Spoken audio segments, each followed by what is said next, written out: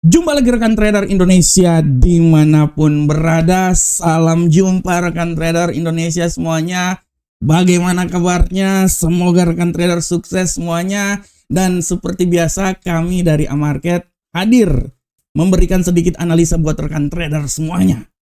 Kita tahu rekan trader bahwa pemangkasan tingkat suku bunga sudah diumumkan dan terbukti bahwa pemangkasan tingkat suku bunga dilakukan sebesar 25 basic point seperti yang telah saya utarakan sebelum-sebelumnya. Dan yang lebih luar biasanya lagi adalah sikap yang diambil oleh The Fed adalah tidak terlalu hawkish tapi lebih mendorong ke dovish. Nah, ini dia. Ini yang akan menjadi ajang pembicaraan kita di tema harian kita pada hari ini. Tapi seperti biasa, mari kita masuk dulu melihat apa yang terjadi pada pasar di hari kemarin. Di hari kemarin rekan trader bisa lihat bagaimana pasar bergerak sangat luar biasa. Kita lihat ada indeks dolar Amerika. Dolar terjatuh, terutama pasca pengumuman FOMC tadi malam dini hari. Benar-benar jatuh hingga menembus level 98.216. Hari ini pun juga jatuh, tapi agak sedikit menguat rekan trader. Dan untuk Euro USD melambung tinggi, menerjang luar angkasa. Terbang tinggi rekan trader kemarin hingga menembus level 1.17001. Pound sterling pun juga sama rekan trader. Efek dari hasil FOMC membuat pasangan mata uang ini naik hingga menembus level 1.33875. Gold, jangan ditanya lagi rekan trader, buah semangka berdaun sirih ya, yang berdarah-darah akhirnya sedikit positif kemarin. Dia naik rekan trader hingga menembus level 4.237. Hari ini dia turun lagi rekan trader, tapi kita akan lihat apakah dia akan naik lagi. Kita akan lihat bersama-sama. Dan untuk USD yen Jepang memang benar-benar kemarin agak sedikit terkoreksi hingga level 155.781. Nah, rekan trader, ini adalah pergerakan yang terjadi pada pasar di hari kemarin. Dan seperti biasa rekan trader, di setiap hari selalu ada tema-tema yang menarik yang ingin saya sampaikan buat rekan trader. Dan untuk tema hari ini, kita akan membahas judul yang sangat luar biasa. Tantangan bagi emas pasca pemangkasan suku bunga The Fed. Nah, ini dia. Tantangan pasca The Fed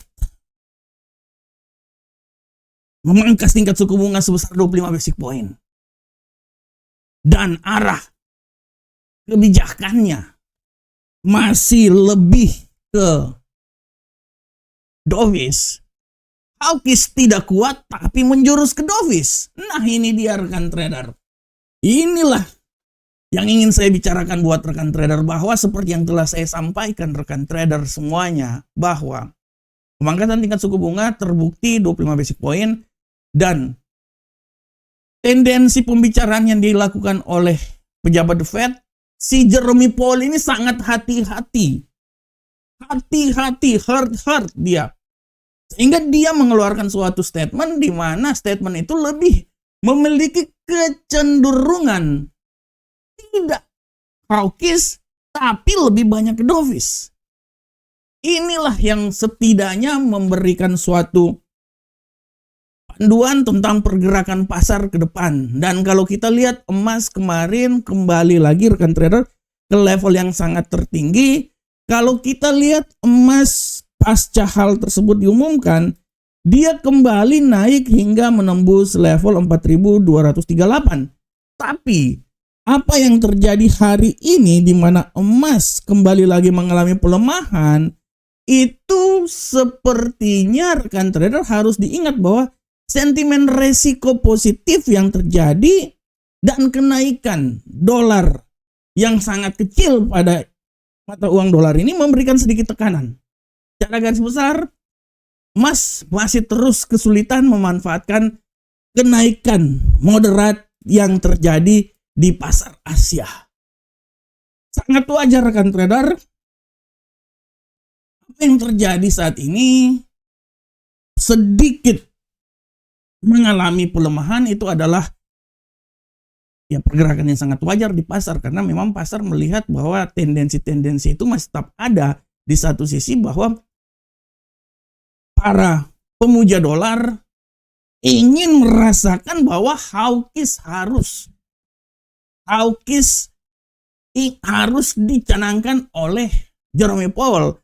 Akan tetapi sikap hati-hati yang diungkapkan oleh Jerome Powell ini yang membuyarkan semua rekan trader, dan kita lihat perlahan namun pasti dolar itu semakin tertekan, dan kita lihat ini akan menjadi imbas yang sangat luar biasa terhadap emas. Akan tetapi statement yang dikatakan oleh Jerome Powell bahwa kemungkinan pemangkasan tingkat suku bunga itu akan terjadi sebesar 1 kali di tahun 2026. Dari banyak prediksi sebanyak 3 kali, tapi dibilang 1 kali. Tapi menurut saya segala sesuatu bisa berubah, karena Jerome Powell ini kan akan digantikan rekan trader. Jerome Powell bisa bilang bahwa 1 kali pemangkasan tingkat suku bunga, tapi pasar meyakini itu sebesar 2 kali rekan trader pada tahun 2026 nanti. Nah, tapi kan kita tidak tahu, Jerome Powell kan nanti akan ditinggalkan, akan selesai jabatan. Siapakah pejabat The Fed yang baru? Nah, pejabat The Fed yang baru dengan track record lebih dovish, menurut saya akan memberikan tekanan atau memberikan pemangkasan tingkat suku bunga yang kemungkinan besar tidak 1 kali seperti yang dikatakan oleh Jerome Powell. Kemungkinan mungkin 2 kali menuju 3 kali rekan trader. Tapi kita bisa lihat apa yang dilakukan oleh Jerome Powell itu merupakan tantangan besar yang akan terjadi pada emas. Orang boleh bilang bahwa sikap dovish, tapi dari ucapan dia yang agak sedikit hawkish tapi tidak kuat pun juga, ini yang menjadi tantangan besar untuk pergerakan emas ke depan. Karena waktu rapat pertemuan FOMC itu tidak satu komando rekan trader, ada 2 orang yang tidak satu komando tentang pemangkasan tingkat suku bunga ini. Walaupun pemangkasan tingkat suku bunga ini dilakukan, tapi ada 2 gubernur sentral bank Amerika, 3 kalau tidak salah, yang tidak sepakat dengan masalah ini. Ini merupakan suatu tantangan juga rekan trader. Oleh karena itu rekan trader, tantangan utama yang akan dilakukan, yang terjadi adalah bagaimana statement yang dinyatakan oleh Jerome Powell bahwa pemangkasan tingkat suku bunga di tahun 2026 hanya 1 kali. Walaupun secara garis besar apa yang dikatakan oleh Jerome Powell bisa saja berubah rekan trader, karena Jerome Powell sudah memasuki masa terakhir kepemimpinan dia. Sehingga dengan adanya pemangkasan tingkat suku bunga sebesar 1 kali yang menurut Jerome Powell kemungkinan besar akan dilakukan, itu menjadi tantangan untuk emas untuk mencapai level yang lebih tinggi lagi. Karena emas menantikan bagaimana pemangkasan tingkat suku bunga dilakukan dan sikap dovish yang dilakukan supaya dia bisa terbang tinggi. Tapi Jerome Powell menyatakan bahwa 1 kali pemangkasan. Di sisi lain, pasar memprediksikan 2, malahan ada yang bilang 3. Nah, ini semua tergantung dari siapa ketua The Fed berikutnya. Dan apabila Kevin Hassett menjadi ketua The Fed berikutnya, kemungkinan tidak akan 1 kali. Lebih dari 1 kali. 2 kali dan kemungkinan bisa 3 kali. Dan ini tentu saja merupakan tantangan besar buat emas. Tapi setidaknya apa yang dikemukakan Jerome Powell, yang dikatakan Jerome Powell pasca pertemuan FOMC kemarin, di mana tidak terlalu hawkish tapi lebih kecenderungan dovish, setidaknya akan membangkitkan kekuatan terhadap emas naik ke posisi yang lebih tinggi lagi. Bagaimana ke emas selanjutnya? Emas nanti akan ditentukan oleh data-data ekonomi yang akan dikeluarkan hingga akhir tahun nanti, dan yang menjadi acuan utama data ekonomi ini adalah bagaimana data non-farm payroll itu akan dikeluarkan. Dan dari data tersebut kita akan melihat perspektif ke depan seperti kayak gimana. Apabila data yang dikeluarkan masih di bawah dari yang diprediksikan, setidaknya akan memberikan kekuatan yang sangat luar biasa terhadap emas untuk naik ke posisi yang lebih tinggi lagi. Tapi setidaknya dengan keputusan yang dilakukan oleh The Fed saat ini sudah memberikan angin segar, memberikan sedikit petunjuk bahwa emas masih punya peluang untuk naik ke posisi yang lebih tinggi lagi. Minimal 4.200 adalah patokannya. Setelah itu dia akan mencoba naik menuju ke 4.250 atau 4.300-an menuju akhir tahun nanti. Terima kasih rekan trader, demikianlah tema harian kita. Sekarang kita coba langsung masuk aja di analisa teknikal, dan seperti biasa analisa teknikal ini mulai dari indeks dolar Amerika. Pergerakan terjadi pada indeks dolar Amerika saat ini secara garis besar kita lihat bahwa indeks dolar Amerika dia sedikit mengalami tekanan, ya, jatuh. Tapi kalau kita lihat rekan trader, sepertinya posisi untuk kembali melemah masih tetap ada rekan trader. Malah saya bilang dia ini bisa punya peluang untuk kembali lagi jatuh ke posisi yang lebih rendah di posisi 98.097, walaupun peluang untuk naik masih tetap besar dan dia bisa naik hingga level 98.383 rekan trader. Ini menurut analisa saya rekan trader ya. Nah, ini dia.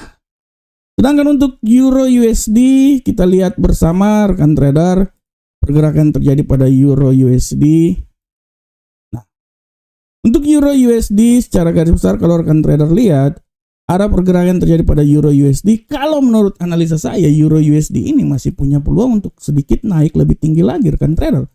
Oleh karena itu saya berasumsi bahwa 1.17156 adalah level tertinggi yang bisa tercapai oleh Euro USD, dengan asumsi bahwa apabila terjadi pelemahan di sorry rekan trader, saking semangatnya sampai batuk pun juga saya tetap jalan terus.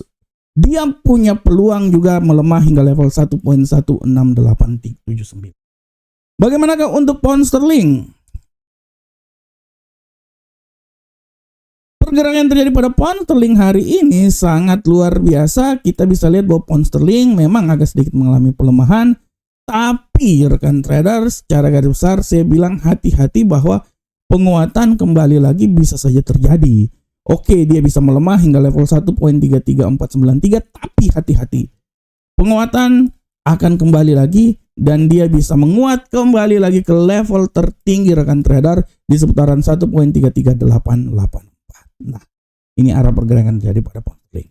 Sedangkan untuk gold rekan trader kita lihat gold ini memang benar-benar terpuruk hari ini, tapi hati-hati dia bisa kembali lagi rekan trader. Oleh karena itu di tengah analisa yang menyatakan bahwa memang dia resmi turun dan kemungkinan kalaupun dia turun lagi dia bisa kembali lagi keluar dari zona 4.200 hingga menuju 4.194. Tapi saya masih tetap yakin bahwa peluang untuk naik masih tetap besar dan dia bisa naik hingga level tertinggi di seputaran 4.238. Nah, ini adalah pergerakan yang terjadi pada gold hari ini. Gold masih punya peluang naik rekan trader. Malahan saya bilang masih punya peluang naik. Dia akan kembali naik lagi hingga menembus level 4.238.52. Dan untuk USD yen Jepang, kita lihat USD yen Jepang hari ini secara garis besar rekan trader, kalau kita lihat arah yang terjadi pada USD yen Jepang hari ini, dia agak sedikit mengalami penguatan, tapi hati-hati bahwa pembalikan arah pun juga masih sangat besar. Analisa saya dia masih bisa menguat hingga level maksimum kalau menurut saya sih di seputaran 156.367, tapi hati-hati bahwa pembalikan arah ini akan membuat dia kembali lagi ke zona yang paling terendah di seputaran 155.588.